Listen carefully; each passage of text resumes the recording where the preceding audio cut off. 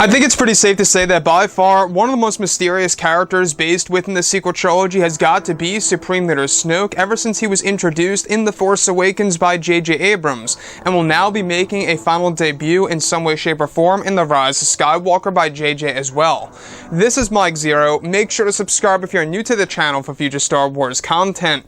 Now, one great aspect of Episode 9 is that we will be learning more about the origins of the First Order and elements of Snoke's backstory and more that's going to be introduced by JJ, George Lucas, Chris Terrio, in order to really make us look back at Episodes 7 and 8 in a different light, which could be a risk by Disney and Lucasfilm for the Star Wars community because, well, it's all a matter of how this is going to be utilized and or portrayed on the big screen by Disney and Lucasfilm and how it's all going to be organized and laid out in this movie.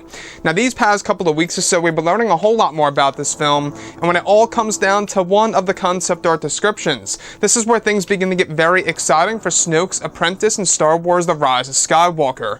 Now, specifically, what's really intriguing about all of this is that a description of Kylo Ren and his Knights of Ren traveling to the abandoned First Order headquarters, where it's described that Kylo Ren and his Knights of Ren come across Snoke's original throne room that also contains his very own vault.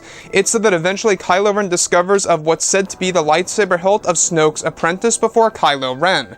One of the scenes that were filmed involved Adam Driver holding the saber hilt design, where it was dubbed as Dante Shuta Azuru Lightsaber Hilt _FOP1.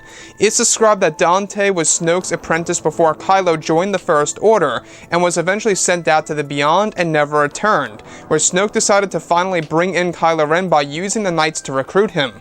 It's said that Dante Shuta Azuru and his saber blade is inactive and no longer working, and is said to be a saber hilt that dates back hundreds of years ago that he had collected from the grave of an ancient Sith Lord.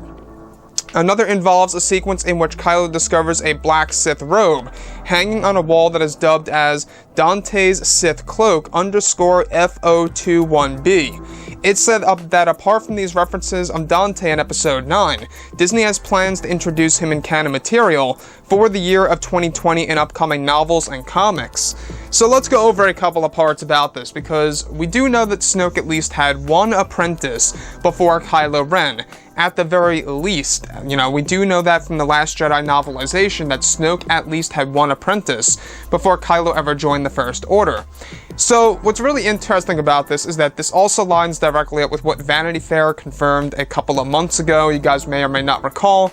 They confirmed that it was the Knights of Ren who actually recruited Kylo Ren to the First Order and to the dark side. They're the ones that introduced that side of the galaxy, that side of the whole entire world here, to Kylo Ren, as opposed to Snoke being the first one.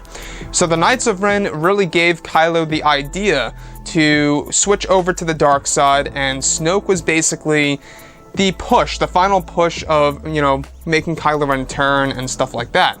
So in this particular moment, we have what's actually said to be the full name of Snoke's apprentice, the true identity of this character, that is actually said to be Dante Shuta Azuru. So it's spelled Dante Shuta Azaro, or U. Now, the lightsaber hilt itself is said to be inactive and or broken, and was said to have been collected by an ancient Sith Lord's grave by Dante himself many years ago. Now, this character was said to actually travel to the Beyond and never returned. Now, that's a very interesting thing here, because we do know that there is going to be a dark acolyte in this film, and a lot of people are starting to wonder Snoke's mysterious apprentice here that traveled to the Beyond and never returned, and the fact that the dark acolyte that is said to be portrayed by Matt Smith in this film is also said to be over in the Beyond all of this time during the events of the sequel trilogy. You can really see that there's a great possibility here that the new Dark Apprentice, the new, Dark Acolyte, if you will, is indeed going to be Snoke's original apprentice before Kylo Ren. There's a real good chance of that happening.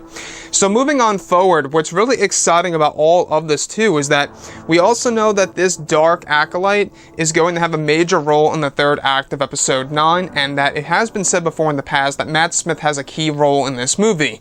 So if he does end up being the character of Dante, I think that'll be a great way to set up some EU material for, of course, the current canon under Disney, by, of course, J.J., Chris, and George Lucas, to really expand everything related to the dark side.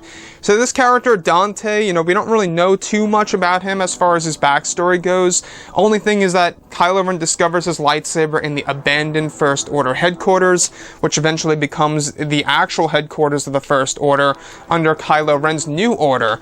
But once Kylo and the Knights infiltrate this building is when they discover Snoke's original throne room and his vault and find the original lightsaber of Dante Shuta Azuru. Now, of course, this is a direct callback to a samurai or a Japanese name of some kind, to a certain extent there. So I can see where JJ is going, as well as with the Knights of Ren. Anyways, guys, drop a comment below. Let me know what you think about all of this in the comments. And if you guys did enjoy the content for today, do make sure to drop a thumbs up on this video to support the channel. I thank you all so very much for the kind support, and I'll catch you guys next time.